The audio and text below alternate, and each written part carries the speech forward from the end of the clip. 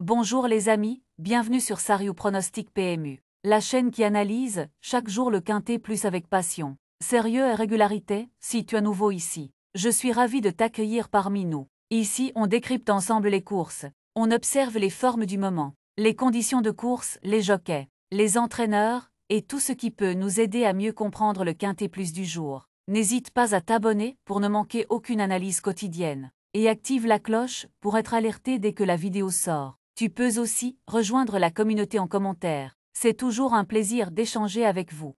Direction l'hippodrome de Laval, ce samedi 1er novembre 2025, avec un tiercé écarté quintet plus d'un bon niveau. 16 trotteurs, n'ayant pas gagné 575 000 € vont s'élancer dans le Grand Prix de la ville de Laval. Quatrième course de cette réunion principale, disputée sur le parcours de 2850 mètres. Les 8 plus riches auront un handicap de 25 mètres dans cette course à ouverte aux Européens. Le départ est prévu vers 15h15, alors que le meeting d'hiver sur la cendrée de Vincennes vient juste de débuter. Nous avons droit à un événement de qualité en Mayenne. Certains concurrents se préparent pour de futures joutes dans le temple du trot, mais cela ne devrait pas nous empêcher d'assister à une belle course, avec une préférence pour le premier échelon.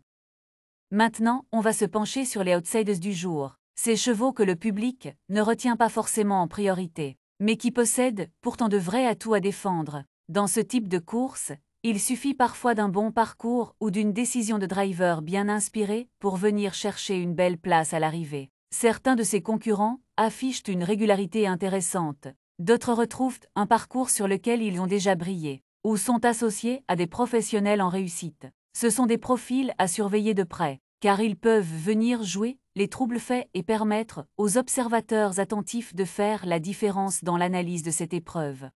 On va maintenant parler du coup de cœur. C'est un cheval qui dispose de tous les arguments nécessaires pour jouer un premier rôle dans cette épreuve, que ce soit sa forme actuelle, la qualité de son engagement, ou encore la confiance affichée par son entourage. Tout laisse penser qu'il peut réaliser une très belle performance ici. Ce concurrent coche de nombreuses cases positives. Passons maintenant aux bases de la course. Ces chevaux qui possèdent les meilleures garanties sur le papier. Ils présentent un rapport fiabilité-performance très intéressant, que ce soit grâce à leur régularité, leur expérience dans cette catégorie, ou leur capacité à répéter de solides courses. Ce sont des valeurs sûres, autour desquelles se construit la bonne combinaison. Avec leur forme actuelle et leurs conditions de course idéales, ils sont parfaitement armés pour répondre présent et venir assurer une place de choix à l'arrivée. On s'appuie donc sur eux sans hésiter.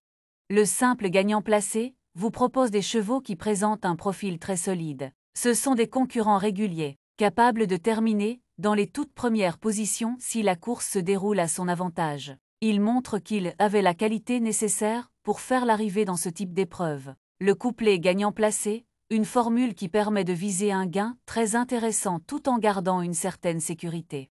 Le tiercé, c'est tout simplement l'objectif de trouver les 3 premiers chevaux à l'arrivée d'une course, dans l'ordre ou dans le désordre selon la formule choisie. C'est un format emblématique des courses françaises, car il demande à la fois une bonne lecture du papier et une vraie stratégie pour analyser les forces en présence. Dans mes vidéos, quand je parle de cette partie, le but est de vous expliquer qui possède les meilleurs arguments pour se hisser dans les 3 premiers. Et pourquoi cela vous aide à mieux comprendre la course et à anticiper le scénario possible. Le quintet, c'est l'épreuve phare de la journée dans les courses françaises. Le but est de réussir à identifier les 5 chevaux qui devraient jouer les tout premiers rôles. Ce type d'analyse demande encore plus de précision, car il faut élargir la réflexion aux différents profils engagés, à leur régularité, à leur forme du moment ainsi qu'au déroulement de la course.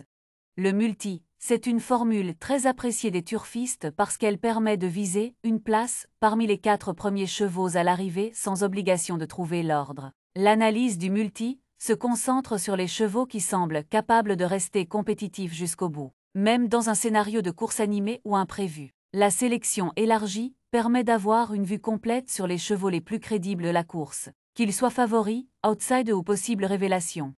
Dans chaque course, il existe toujours 1 ou 2 chevaux capables de créer la surprise, même si leur profil peut sembler discret au premier regard. Certains concurrents peuvent déjouer les pronostics, engagement favorable, progrès attendu, changement d'équipement, nouveau jockey ou encore aptitudes à la piste. C'est un point essentiel pour anticiper les scénarios inattendus.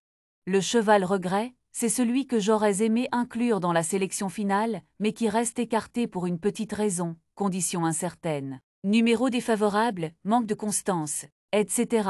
Le cheval regret mérite quand même toute notre attention car il peut parfois faire mentir les statistiques et se mêler à l'arrivée. L'indice de confiance vous permet d'évaluer la fiabilité globale de la course du jour. Cet indicateur résume le niveau de logique attendu dans le déroulement de la compétition, selon les performances des chevaux, leur régularité et les conditions du jour.